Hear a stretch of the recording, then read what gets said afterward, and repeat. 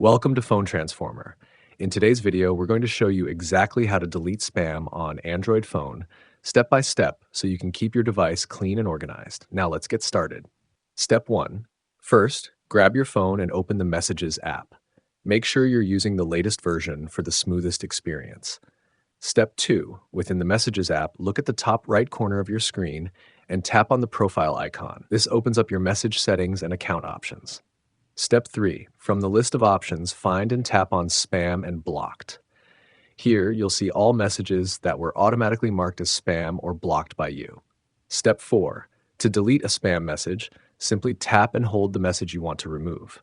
Then, select the Delete option, confirm the action, and it will be deleted from your phone. Repeat the same steps to delete other spam messages if needed. Step 5. Alternatively, if you're trying to delete spam emails instead of text messages, just go back to your home screen and open your email app, usually Gmail or the one you regularly use. Step 6. Inside the email app, tap the menu icon, which is the 3 horizontal lines at the top left corner of the screen. Scroll down and find the Spam section, then tap to open it. Step 7.